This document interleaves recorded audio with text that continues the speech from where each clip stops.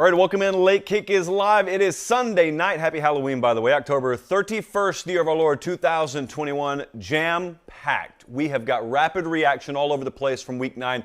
High atop downtown Nashville, Tennessee. Fresh out of East Lansing yesterday. Got a lot of stories to tell. Some of them will make it into tonight's show.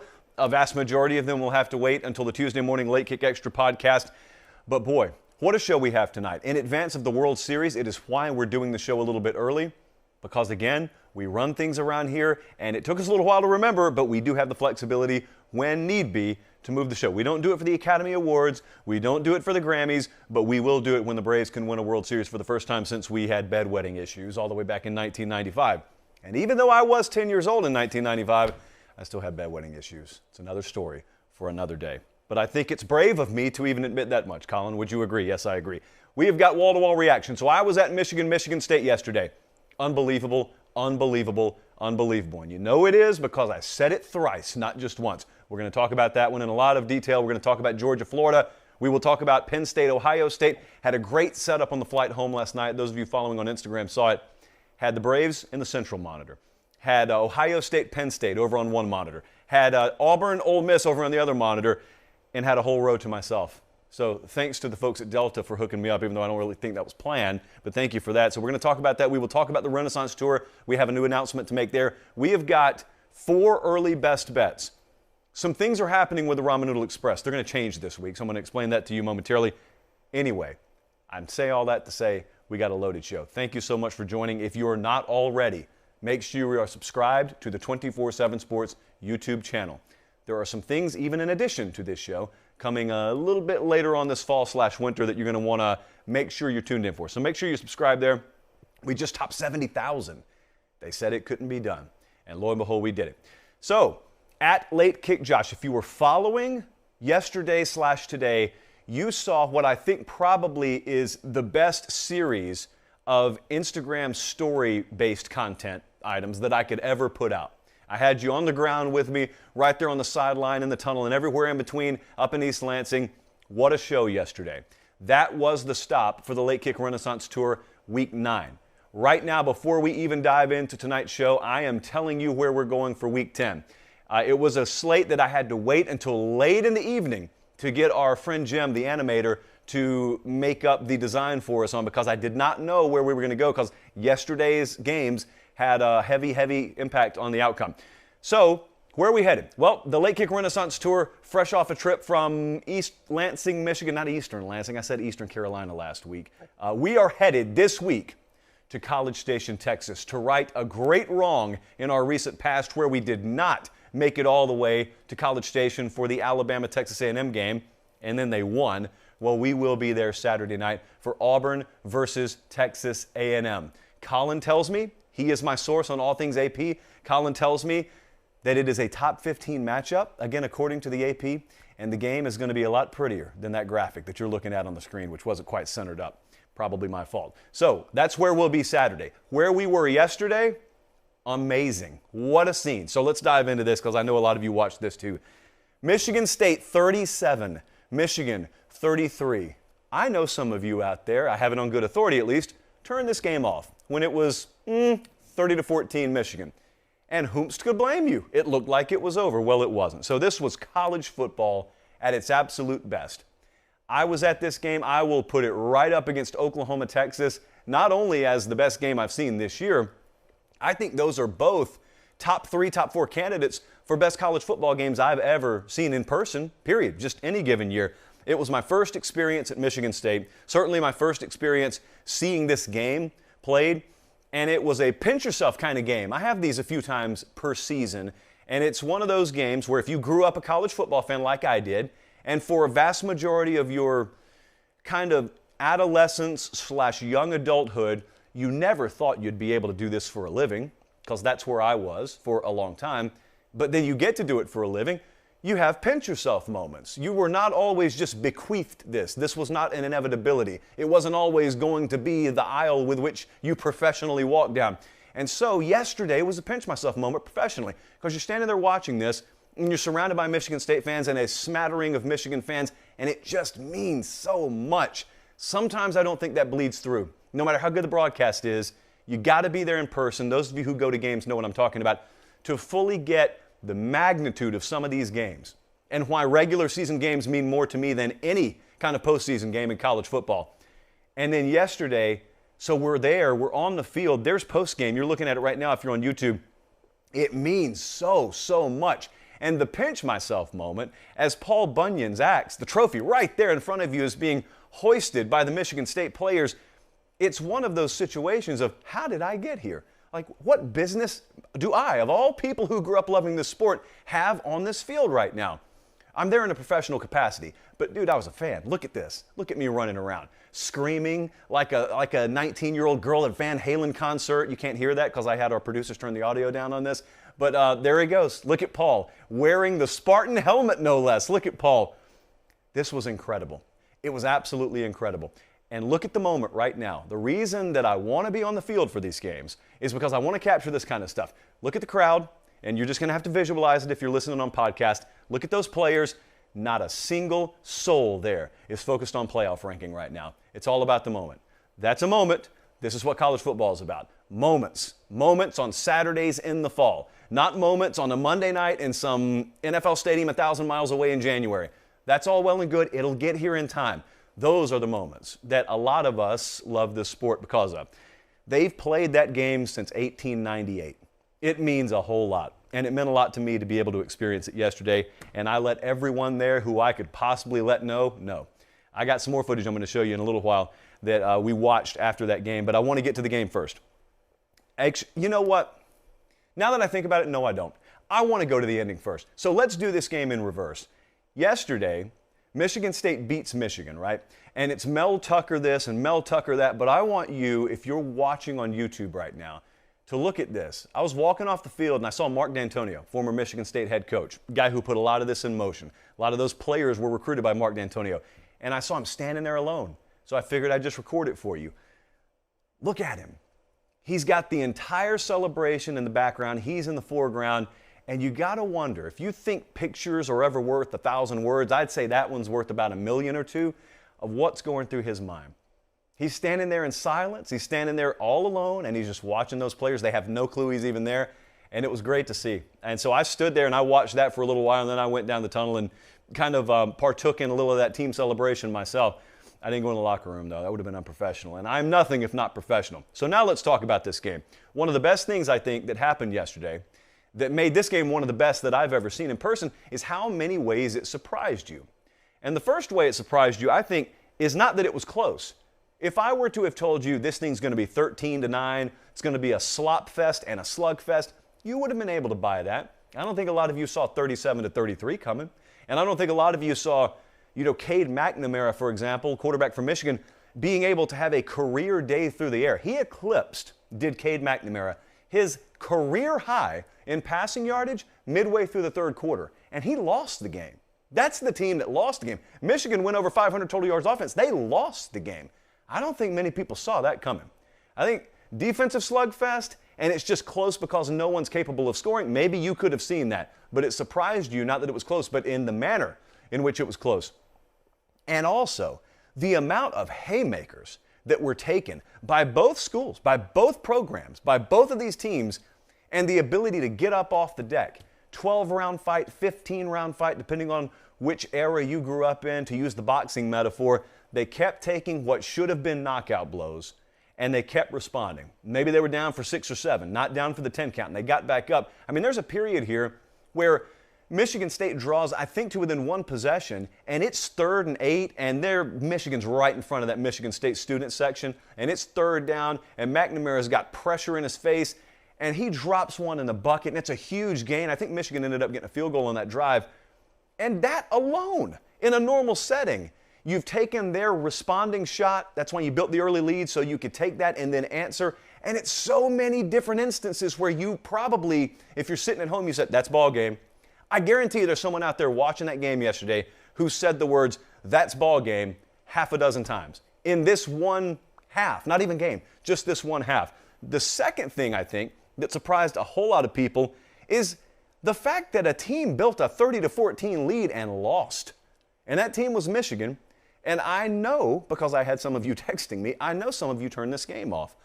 And I know because I was talking to some of the assembled media there in attendance that some gamers, which is the fancy industry term for post-game articles, some of the gamers had already started to be written, and the central theme was something along the lines of Michigan proves they're for real.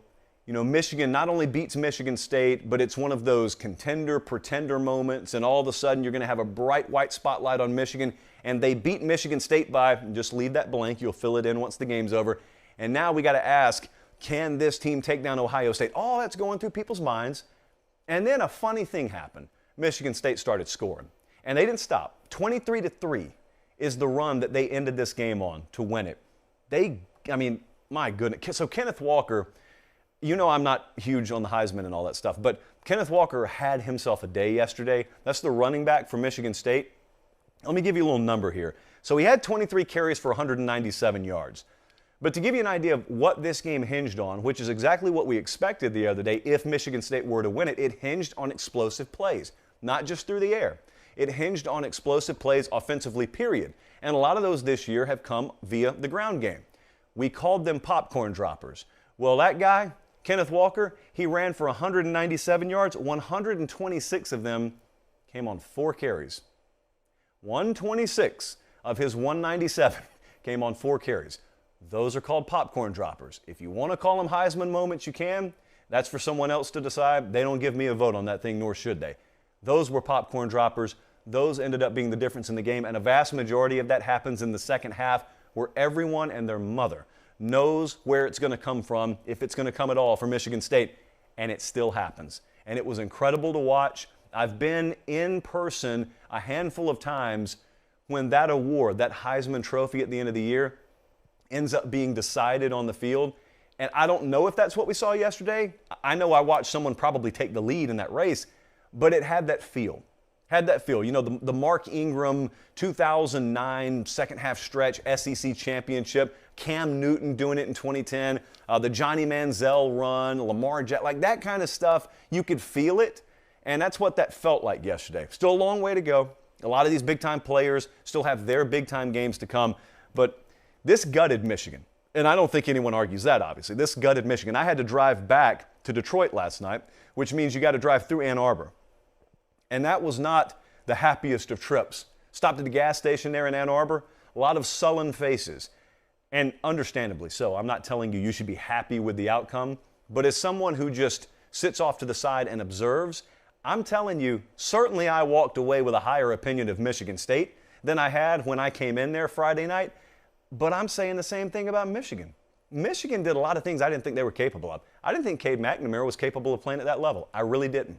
Now, they gave up some big plays, and defensively, I think they have a little soul searching to do. I also think a lot of what we saw and a lot of the busts and a lot of the, lack of being gap sound, some of the things I think that cost Michigan yesterday are correctable. I don't think it was just strictly terminal personnel issues. So, here's the challenge for Jim Harbaugh. They still got a lot to play for. Like Michigan State still has Purdue, Maryland, Ohio State, and Penn State coming up. They could lose 2 of those games. They could also go undefeated for all I know. What I'm saying is Michigan may end up controlling their destiny again. But the key is Jim Harbaugh's got to get his team back. James Franklin got his team back after they lost to Illinois. We're going to talk about that game in a second. You've got to get your team back. If they get them back, and I think they will, this is their first loss, then they've got Indiana this week. They go to Penn State. We're talking about Michigan. They go to Maryland, and then they've got Ohio State. I cannot remember what the Penn State number is, but it's a futures line right now. They should take care of Indiana this Saturday, especially since now we start to see a little evolution in Michigan's game. Because yesterday, even in defeat, you saw a lot more versatility offensively than you ever thought you'd be seeing when you saw the style of play through the first few weeks. Did you ever think that you were going to see Cade McNamara throw the ball like that? I'm not talking about just throwing a bunch of 50-50 balls way down the field. That throw he made for their first touchdown and several thereafter, those are big-time throws. Like, your top quarterbacks in America aren't throwing it better than that. You don't probably see it as much from McNamara as you would the top-level quarterbacks, but he had some of those moments, which showed you he's capable of it. So Michigan's still capable of a lot here. But boy, Michigan State, that's what it's all about. I don't know where they're going to be ranked in the playoff committee Tuesday night. We're going to be on air right after that comes out, so obviously we'll have a lot to say about that. But they've got everything in front of them, and afterwards what was really fun was to watch Mel Tucker, because there's this thing that you can't ignore out there, obviously, the whole LSU dynamic. And I was talking to a lot of people around there yesterday, and they didn't deny that it's a reality. I mean, everyone has access to the internet. Everyone hears it. It's not like they are willingly blind to it. They're enjoying the moment right now. But here's what I kept thinking about. And we did some postgame coverage on CBS Sports HQ, and we were talking about this. If you are making the decisions at LSU and you like Mel Tucker, there's a big difference in Mel Tucker and the other guys you'll probably go after, in that Mel Tucker does not have a lengthy resume as a head coach. Mel Tucker has, about 2.5 seasons of head coaching experience under his belt. Well, that means you don't have a long-established track record, which also means every game is so significantly bigger on his resume than it would be a guy, let's say, like James Franklin, that has a number of years now, over a decade's worth of head coaching experience. And I'm saying that to tell you, if he is on your radar, imagine what yesterday meant. Because you don't have 1999 and then 2003, 2009. You just got 19, 20, 21. Like, that's what you have. So yesterday, for all we know, could have pushed some critical decision makers over the edge in favor of Mel Tucker. You know my thoughts on that. I'm not a big believer that that's how I'd love to handle a hiring process, but we also know I'm not in the room, first off, at LSU or USC or anywhere in between. And secondly, we do know it gets handled like that sometimes. So some things to think about in the midterm. In the short term, Michigan State is undefeated. Michigan State has every goal left in front of them. And Michigan State right now is a team that, like Michigan, has developed several more layers to their game that maybe you didn't think they were capable of when we entered the season. And it makes them dangerous. And I'll tell you what it also does. It also makes you look at Ohio State. Last night was one of the tests for the Buckeyes. They've still got to play Michigan State. They've still got to play Michigan. And then they get whoever they get in the Big Ten championship game. If they make it there, it's not I know a lot of people out there think the Big Ten is this foregone conclusion. And, well, it's just an inevitability. It's not a matter of if, but when Ohio State wraps that thing up, it may be. I think they're the best team up there. I don't think they're unbeaten, or I don't think that they are, number one, without blemish. They've already got one, obviously. But number two, I don't think that they are immune to some of the things that we see happen every year in college football. So that was an experience yesterday. I'm going to talk about it a whole lot more on our Tuesday podcast. If you're unfamiliar, by the way, we do the Late Kick Extra podcast every Tuesday morning and every Thursday morning. That gets released anywhere you get your podcast. You can download it. We have a lot different format than we do on this show. This show we do live Sunday night, Tuesday night, Thursday night. You also get a replay of that in your podcast feed. But it's Q&A on Tuesday and Thursday. But on that Tuesday morning Late Kick Extra pod, I always go a little bit more in-depth on some of the stories that I just don't have time to share from our previous weekend's trip. This weekend we're going to go to College Station. I'll have a lot to share with you, I would imagine, on the following Tuesday. But this last weekend, there is a significant portfolio in my mind of stories. Small example, this will take 10 seconds. I got into it with a TSA agent last night. Normally this is a bad thing. Normally it means you said bomb in the wrong place. Well, I didn't. I got in an argument with the TSA agent in Detroit last night. There was no line behind me. It was very, very short. It was late at night. Because the guy suggested I talk more NFL on the show. And it's obvious the guy has no clue what he's talking about. So even though this man held my ability to get home in the palm of his hand, I couldn't help myself. I couldn't restrain myself. And so I got into an argument with the TSA agent. Now, we did arrive at sort of a bygones be bygones, agree to disagree sort of conclusion. I felt like I probably came out on the upper hand if you scored it. But anyway, I'll tell that story Tuesday. We don't have time to tell the story of me and the TSA agent in Detroit International Airport getting into an argument on the Sunday night show. What we do have time to do is I have time to tell you that yesterday, for the first time, I went out of the southern footprint, if you will, and I had people talking about Academy Sports and Outdoors to me, which means, in all likelihood, they're going to academy.com. I can confirm to you, because some of you confirmed that to me, that's what you're doing. Academy.com. Why am I talking about it? Because it's our exclusive partner on this show. I've got a comment, actually, if I could pull it up. I don't think I saved it. Colin, I didn't tell you this.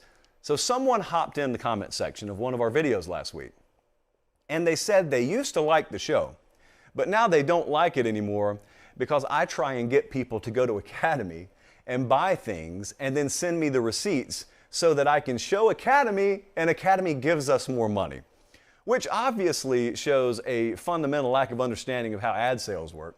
But secondly, it also shows a lack of understanding of the fact that actually that's just for fun. But even if it wasn't for fun, even if that was a secret diabolical plot we had, it's to keep the show free, guys. That's what Academy does for us. The reason you see an ear-to-ear smile anytime I'm talking about them is because I do know how it works behind the scenes, and I know how shows like these, when they get a sizable audience, how it typically goes is some high-level mustache in some high-rise way up the eastern seaboard looks at it and says, wait a second, a lot of people seem to like that thing, let's charge them for it. You don't have to do it if you have a partner like Academy on board, guys. And so, when I tell you that they are integral to what we do here, I mean they're integral to what we do here, and they're integral to what you do. I'm not asking you to go buy barrels full of chemicals from some company you've never heard of that you could otherwise never use. I'm telling you, you're going to buy coolers anyway. You're going to buy tents, grills, t-shirts, sweaters anyway. Do it at Academy Sports and Outdoors. Help yourself, help your style, help your game day outfit, and also help the show. So people helping people. That's one of the best lines from Wedding Crashers, and it's one of the best things that we can do on this show. Academy Sports and Outdoors, the official partner of not only the Big 12 and the SEC, but the official outdoor sporting goods partner of Late Kick, which costs you $0 to watch. And boy, is no one more thankful for that than me. Jacksonville is where I couldn't be yesterday, but it's where we're going next. Georgia 34, Florida 7. You look at the score, and what do you think? So I'll tell you what I think. I think there's a lot more to a football game than a final score, but yet that's stupid because you play to win the game. Herm told us that a generation ago, and it's still true today. This is where you have to have a little bit of nuance and a little bit of context work its way into the conversation. So Georgia beat Florida 34-7. There's several ways that you could arrive at a final score that looks like that. One of them is offensive domination and situational football defensively. Another one is just flat-out dominant defense. A third one is a turnover fest that you come out on the better end of. The point is, it doesn't matter in the past. 34-7 is 34-7. But that's not what the conversation's about today. If you've been around any of your Georgia buddies, if you've been around really any kind of message board, Twitter and the like, no one's talking about whether Georgia can beat Florida. We already saw that they could. People want to know if Georgia can win a national championship. And so the questions that are being asked are not, is Georgia better than Florida? Do you really think their 4 touchdowns better than Florida? No, no one cares. Not even Georgia fans are talking about that. What they're asking is, number one, what did we learn yesterday? Number two, what did this change, if anything? Well, I don't know what we learned, but it certainly didn't change anything in my mind. I don't feel a way about Georgia that I didn't already feel. I think what surprised me the most after going back and watching this game is how much surprise there really was from other people. I don't really get why we're surprised. Let me give you a little cheat sheet on football. If you have a game and 73% of the points scored in that game are off turnovers, which is exactly what happened yesterday, 30 of the 41 points I think were off turnovers, you probably are not learning a whole lot as it relates to the future based on that result. It's a standalone result. So what happened yesterday? Standalone in nature. You got just what you got. You see it on the screen there, or you're listening to me, a 28-point win over Florida in a rivalry game is what you got. And that's really all it is to me. Now, I know we can't do that. I know a lot of people don't want to do that. So the one thing that surprised me was being able to get the reaction before I watched the game, and it was pouring in on the eye, Josh. And I had everything from Kirby's getting out-coached again to Florida's terrible to look at that, it's inevitable, it was only a matter of time, and I'm looking at all this and I'm not being able to see the game or hear the game myself. And so I have to imagine that this is just a seesaw fair of ugliness. And then when I found out it was 3-0 near the half, and of course I've gone back and watched the game since, but when I'm finding out real time that that's what happened, I'm going and checking one thing. And you know what it was. I'm going to check JT Daniels' stat line. And there isn't one. That's what surprised me. JT Daniels did not play in this game. You want to know about surprise? That was surprise. I'll come back to that in just a second. This whole thing about Georgia began a few weeks ago. A lot of people were surprised yesterday that this was close near the half and that Georgia offensively didn't really do a whole lot. And they didn't necessarily just drown Florida. They didn't outman them to the degree that you thought they would. And that's not Georgia's fault. That is your fault. And I'm not talking to any person in particular because it makes me sound mean. I'm not doing that. But I tried to sit in this chair, and I tried to tell you a few weeks ago, do not fall victim to what's happening. And what happened is once Bama lost to A&M, a lot of people tried at least, to start convincing you that there's a huge gap between Georgia and everyone else. There is not a huge gap between Georgia and everyone else. There's a gap between Georgia and probably the fourth best team and beyond. But you put Ohio State or Alabama on a field with them, there's not a big gap. It's not a gap at all. It doesn't, win-loss record's independent, okay? We're talking about a game that would happen in the future. I put Bama on the field with Georgia Saturday, or it may happen in Atlanta about a month from now. There's no huge gap, but that didn't stop the casuals out there from telling you there was. That didn't stop the casuals from telling you they're heads and shoulders better than anyone else in the country. And that meant expectations got falsely elevated to a level that current Georgia team, the one you saw yesterday, they're not going to match. This is not 2019 LSU or 2020 Alabama. That's not what you have here. You have a rock-solid defensive team with flaws and deficiencies elsewhere, just the same as Alabama has, just the same as Ohio State has. It's just they have different flaws, and so they have a standout unit. That defense is standout. But they're not unbeatable just like anyone else. I keep getting this, and I keep trying to respond, and I keep trying to respond in different versions of the same reaction. It's great. They are the number one team in the country. I've got them rated the number one team in the country. I don't disagree with that. I think my disagreement comes when someone tries to tell me Georgia's the best team in the country, and then there's a significant margin, significant gap between them and Bama or them and Ohio State. I haven't seen it that way. Hey, I could be wrong, but I haven't seen it that way. So Stetson Bennett plays this whole game at quarterback for Georgia. I am convinced that there is more than meets the eye here. Because last week, I had it on pretty good word we were going to see JT Daniels in this game, and I'm not the only one. Some people very close to that team had it on good authority that at the very least we were going to see two quarterbacks. I thought we'd end up seeing Daniels take a majority of the snaps, and instead we didn't see it at all, which has convinced me that he's not 100% healthy or 90% healthy. He is not at a level that they feel good enough putting him on the field for.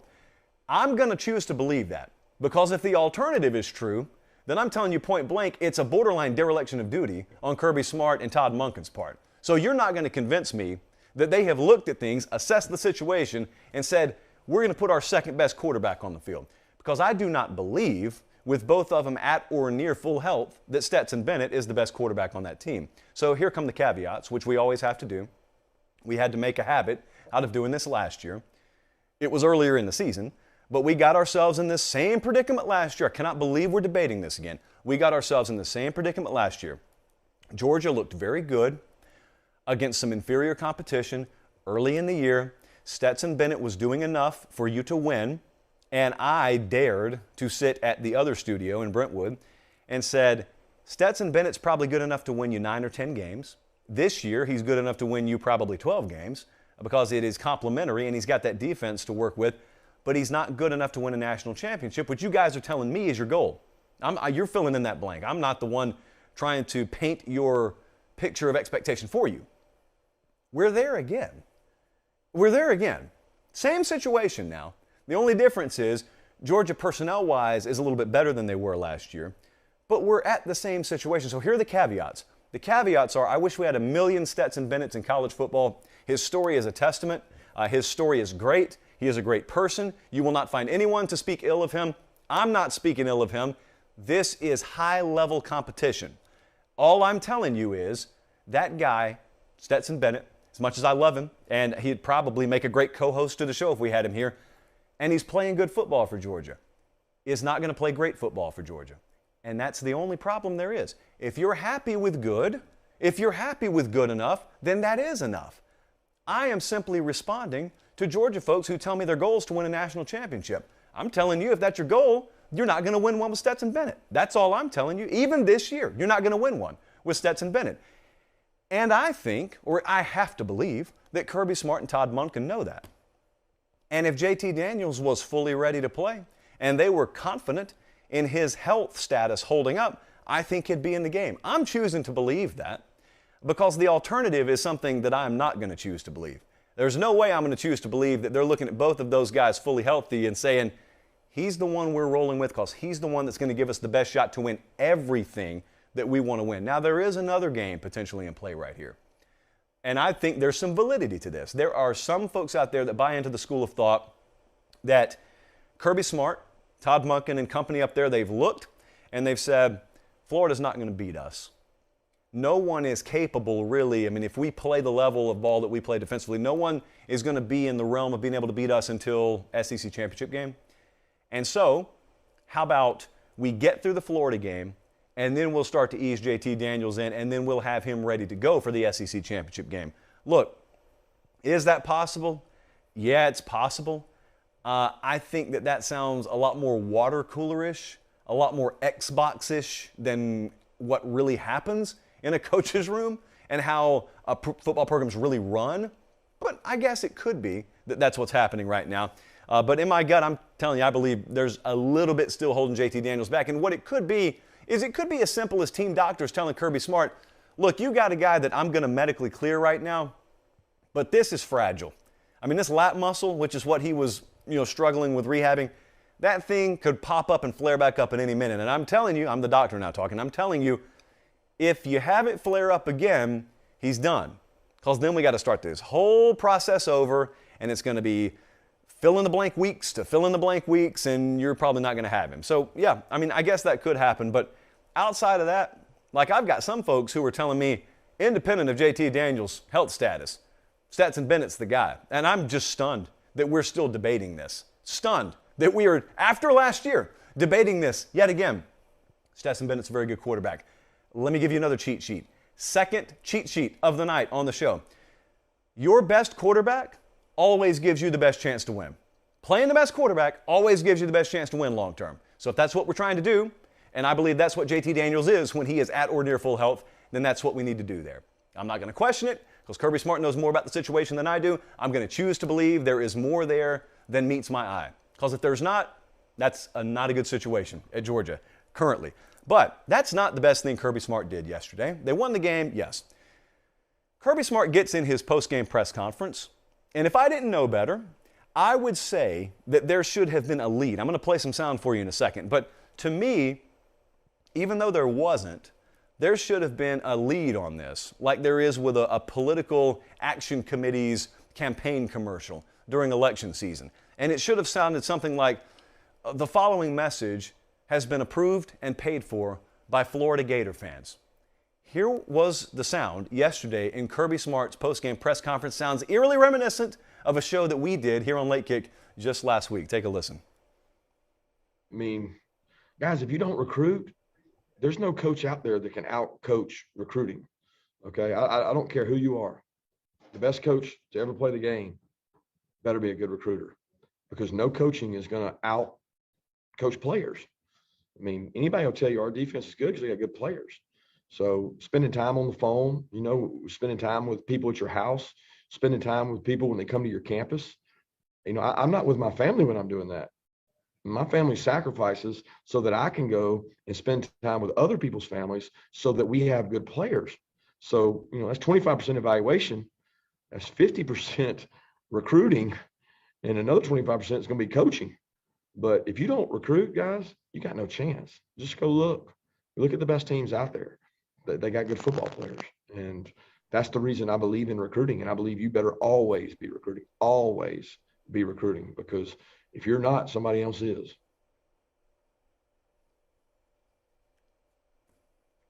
That's the story. I mean, that's really the long and short of it at Florida right now. There were parts of the game yesterday that were okay. There were parts of the strategic approach and the game plan and the coaching yesterday that looked okay for Florida. And yet you've got a guy over there who can afford to get himself into this kind of situation with his quarterback room, and it's 3-0 near the half, and you are sitting there, I know because some of you texted me, you're sitting there thinking in the first half, oh, he's getting out-coached again. Georgia fans, a majority of them are not even happy with how they played yesterday, and they beat you by 4 touchdowns. Why? Because they got better players than you. So many people make this stuff so difficult. And it's true, what those guys are doing would make most people's heads spin.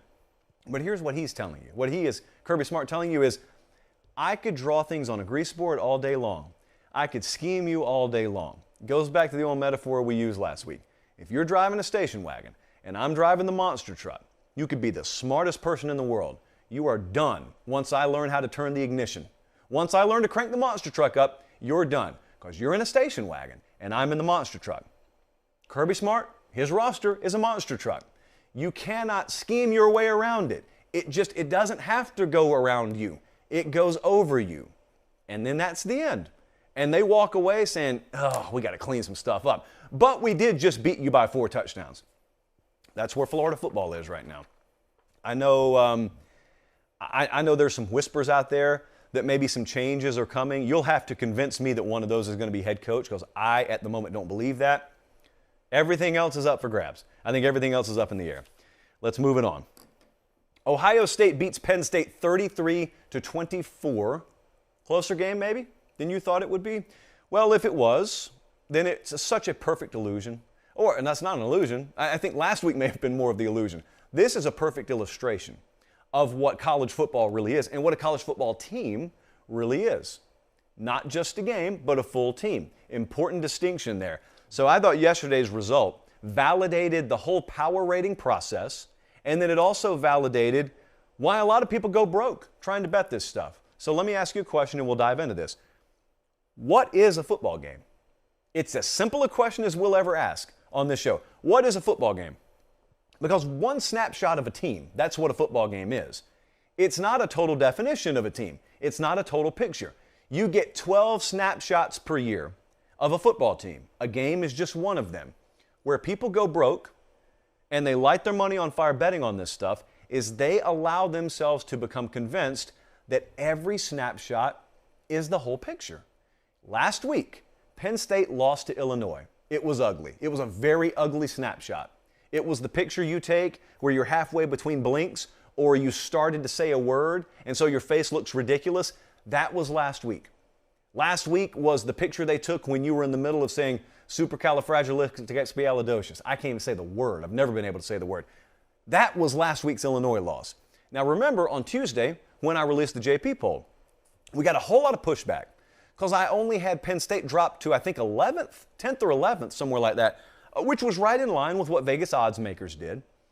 And we got a lot of pushback because not you, some of you, a fringe minority, could not understand the justification for only dropping them to number 11. Well, this was the justification. Last night was the justification. Because you see, what happened last week against Illinois is not Penn State.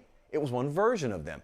Last night, the version of Penn State that trailed one of the best teams in the country on the road by 3 in their own building, that's another version of Penn State.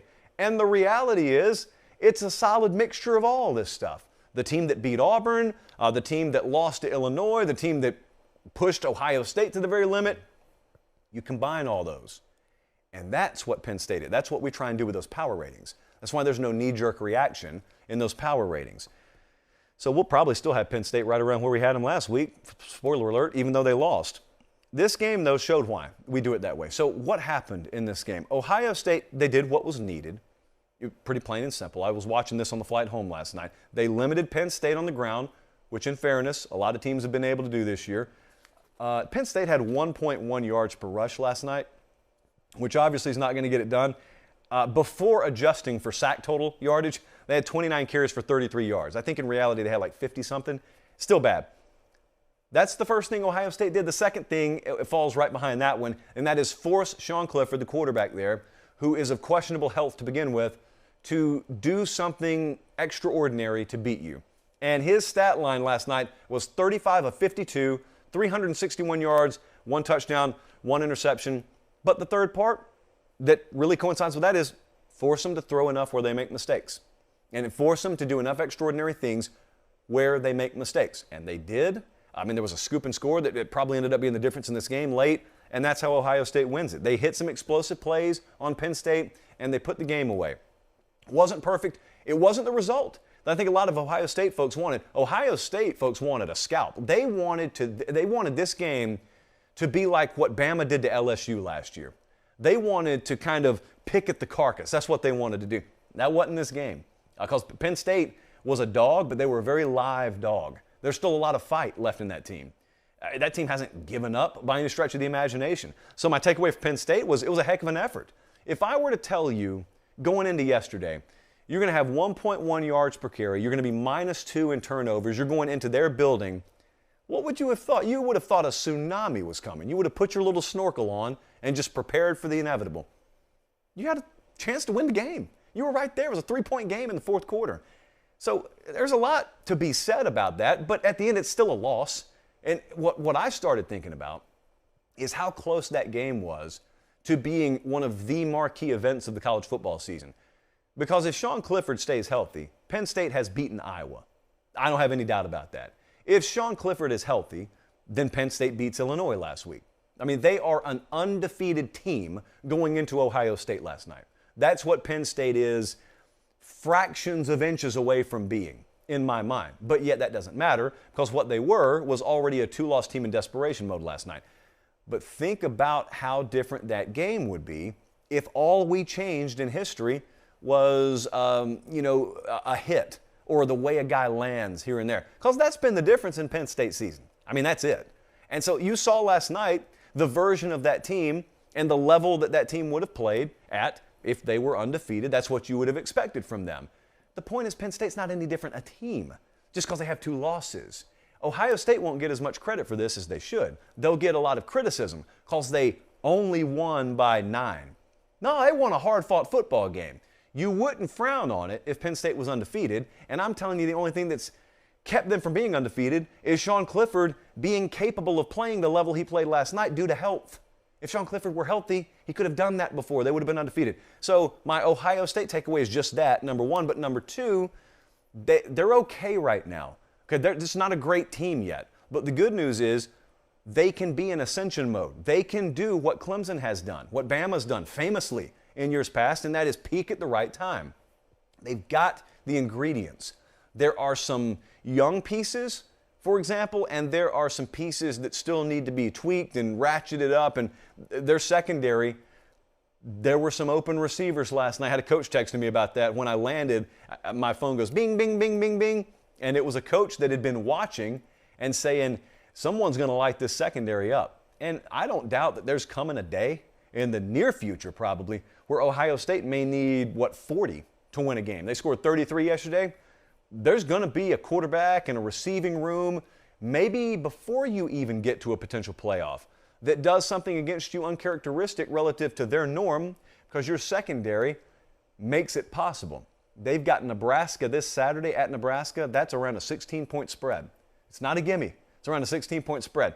Nebraska, from an odds-making perspective, one of, if not the most underrated teams in the country. They lost another one-possession game yesterday. Another one to Purdue. Speaking of Purdue, Ohio State then has Purdue. They've got Michigan State, and then they go to Michigan. Look, these teams can score.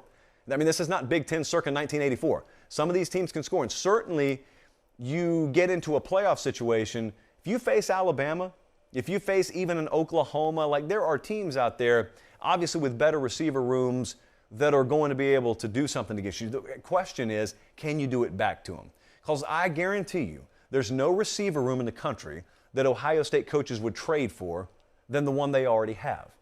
And they'd probably tell you there's not a quarterback they'd trade for. Just got to put it all together. You're not peaking at Halloween? Fine.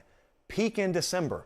Peak in early January. That's where you want to peak. This team can absolutely win a national championship. I know some people watched them last night and they looked at them and every single flaw you pointed out and you say, oh, can't win a championship with that. Well, that's only if you have another flawless team out there. You don't.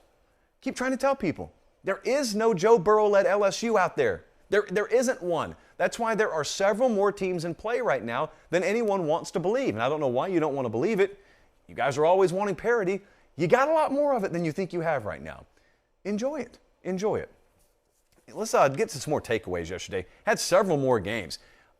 I want to start with one that we spent an inordinate amount of time last week on, but it's because I thought we had an angle on it.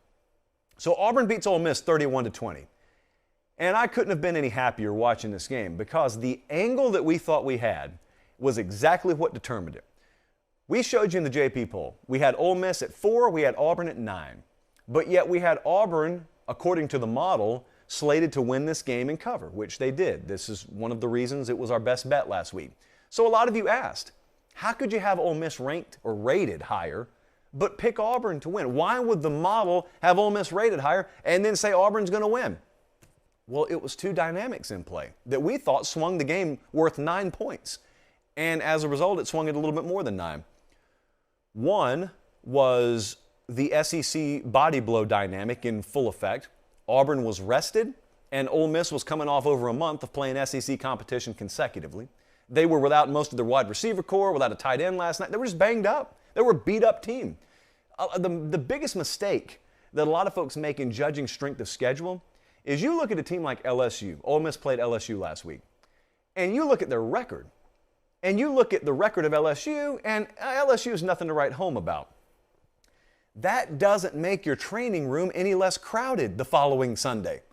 The players aren't any smaller or slower or weaker just because their record is bad. Those collisions that those Ole Miss players had with those LSU players last week, they still hurt every bit as much. They still took every bit as much a toll. But it gets ignored because they won the game and because LSU's not good this year. Well, did you watch Ole Miss last night and watch some of the people that they were without, or watch some of the people that were well below 100%? It matters. It matters disproportionately in the conferences that recruit at a higher level. It matters. So there's a lot of benefit to playing in the SEC, but there's a price you pay, even against some bad teams, when they got the kind of roster that LSU does. And they played Tennessee before that, and they played Bama before that, and they played Arkansas. Ole Miss was beat to death coming into this game last night. Talking to some of the folks close to the program, they knew it. That's why we moved on the game. Secondly, home field was huge last night. Did you listen to Lane Kiffin afterwards, if you don't believe me? He specifically talked about home field affecting them. Auburn's got one of the sneakiest home fields in the country. Bama still got to go in there. And Auburn still controls their own fate, which is what I'm about to talk about in just a second. Mathematically, I don't think a lot of people were talking about it going into yesterday, but now that they beat Ole Miss, Auburn controls their own fate in the SEC. They're going to Texas A&M this Saturday. They are a little under a touchdown underdog. We're going to be at the game. There's still some mountains to climb, still some big hurdles to clear, but Auburn could go to Atlanta. If they get past Texas A&M, that's when all eyes will end up turning to the Iron Bowl, because Bama's got to go in there. Bama has lost the last 2 times they've gone to Auburn. They never perform at the level that you think they're supposed to there, because it's a really hard place to play at. Ask Lane Kiffin. So Auburn wins. Auburn still controlling their own destiny. That's one team that you probably didn't know that about. Here's another team that you don't know that about. I'm going to whisper it, because I don't even know if they want the secret out yet. Miami controls their own destiny in the ACC. And why is that? Because Miami went to Pitt yesterday, and they won 38-34. And I just want to ask you, what in the world's happening with Miami? At quarterback specifically. De'Aaron King goes down for the season, and the season's supposed to go off the rails. And they've improved at quarterback. Tyler Van Dyke yesterday. This stat line looks like a month for him. He threw for 428 yards. He had 3 touchdowns, 32 of 42. Here's how good he was. Here's how good Miami ended up being. Pickett, who is a Heisman contender in his own right for Pitt, threw for 519 yards, and he lost. They lost the game, 38-34. That was a very, very bad pick at the very end of this thing. Here's what Miami has now. And here's why I start smiling when I say they control their own destiny. You tell me where the surefire loss is. They've got Georgia Tech. They go to Florida State. They've got Virginia Tech. And that's it. That's the remainder of their conference schedule. They can win every one of them. They can lose every one of them. Let's understand that too. But Manny Diaz, I guess all it took was the old Herman Boone lose one game and you're fired idea, and all of a sudden what's on fire is Miami. What planet is this? I can't believe I just said that. So we got to move on here. Baylor beats Texas 31-24. I apologize on behalf of this team to Longhorn Nation. This has got to be tough to watch. What a theme. This should be a sitcom, because it follows script so perfectly every week for Texas. They got up yesterday 21-10, which is, according to our stats and info department, a double-digit lead. And again, Texas blows a double-digit second-half lead.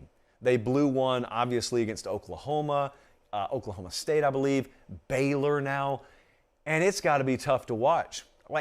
Think about how long it will take from this point moving forward, if you're a Texas fan, for you to feel comfortable with a double-digit lead. You're going to have Texas fans for the next 30 years with a 35-10 lead, and they're telling their son or their nephew or their grandkid, it ain't over. Trust me, it ain't over. That's the long-term PSD type impact that this season is going to have on the psyche of a Texas football fan. Steve Sarkisian, on a much more serious note, has to figure out how to harness this, because you can't change what's happening. What you've got to do, and we've seen coaches do it before, is you've got to be able to take the first half success and you got to be able to sell that as that's what I'm capable of, that's what we're going to do. Then you got to take the second half failure and you got to sell it as we can't do it for a full 4 quarters until we have players like you. I mean, that's what you have to do. You got to be able to turn a negative into a positive. Let's see if they do that.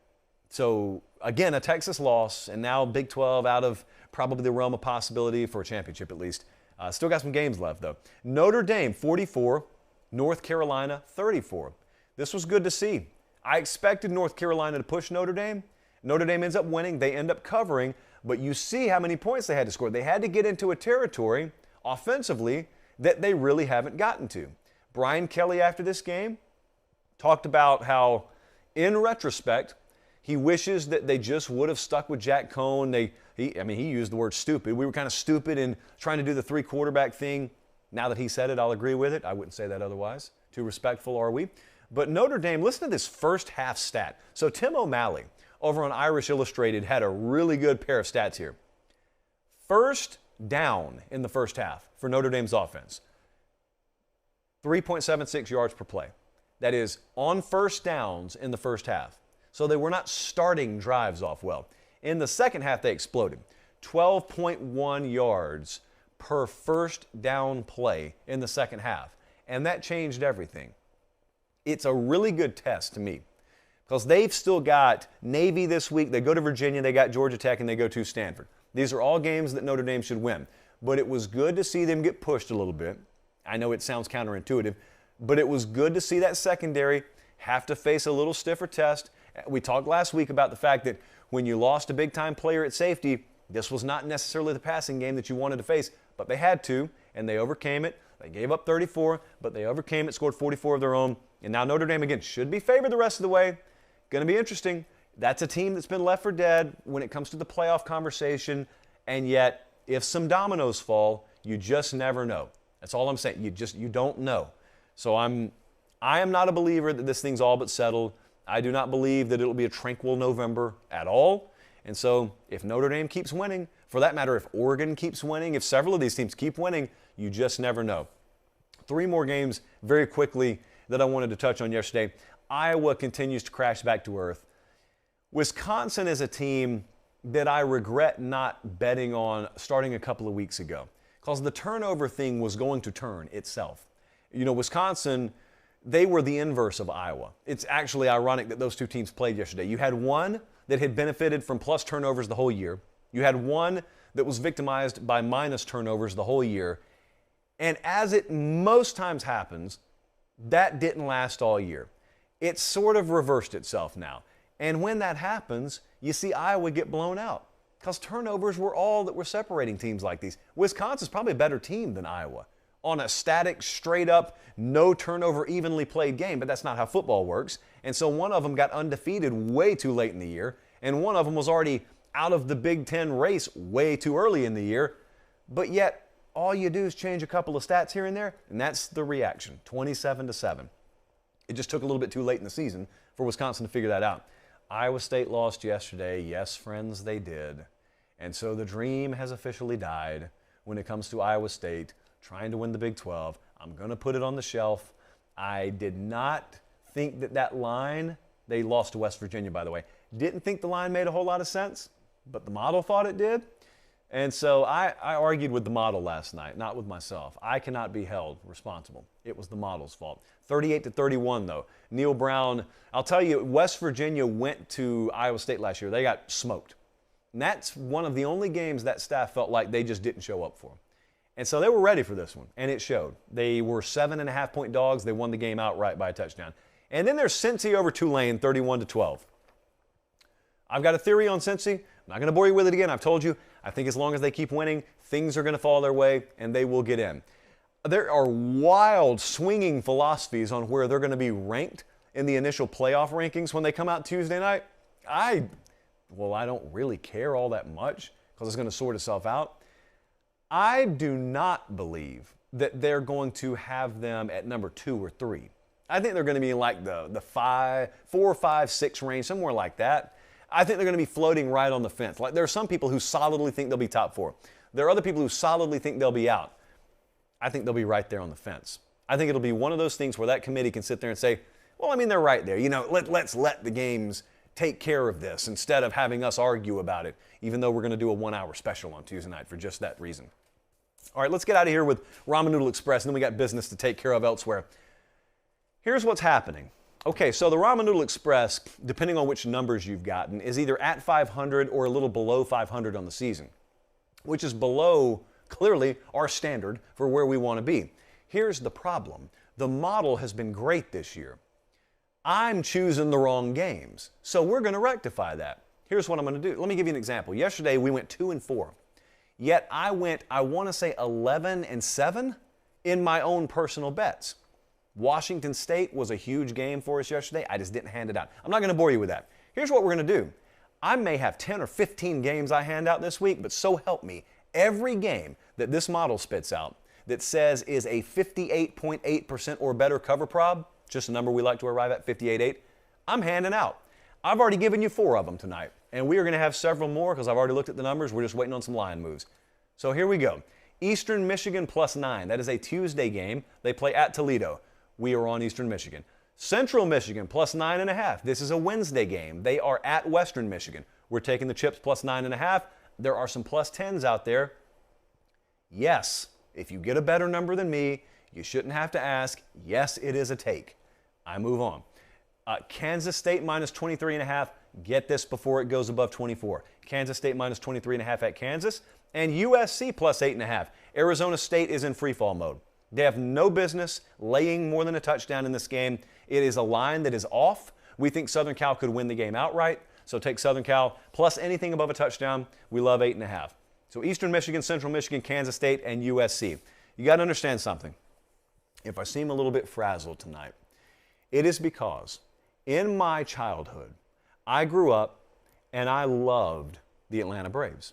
Still do, but that was the fabric of my childhood. So much so that in the summer, I would record the night games on TBS and I would watch them again the next morning. That's right, I watched 18 innings worth of every game they played. And we went to every playoff game and we formulated every scenario come playoff time where we thought they could win it all, and they didn't. And it was crushing for me. Took at least most of November and some of December to get over every year. They are 27 outs away from winning a world championship for the first time since 1995. And the game is about to start. So I'm going to be in a very emotional, fragile place for the duration of this evening, hopefully not past this evening. We almost went to Atlanta tonight. I had Georgia Tech, I'll credit them anyway. Georgia Tech was ready to host the show tonight. We were going to do the show from Atlanta, and I was going to go over and catch the game. I didn't for several reasons, but we almost did that. So what we're going to do now is we're going to wrap the show up. I'm going to ask you humbly one more time, subscribe to the channel if you haven't already. We will be back to normal probably, hopefully, by Tuesday night because all this will be over. But until then, thank you for bearing with us on the time changes. Thank you for being with us in general. I'm looking forward to being in College Station, Texas. Either way, this Saturday, I am flying into Houston. And listen, I got nothing against you people. I hope to see some miserable faces at that airport. I hope to see some very sad faces locally. You guys will heal. I've had to do it several times. You got your world championship. Just let me get one. Just let me get mine. So for Director Colin, also a Braves fan, and our entire crew in Fort Lauderdale. I'm Josh Pate. Thanks so much for watching Late Kick. Have a great start to your week, and God bless.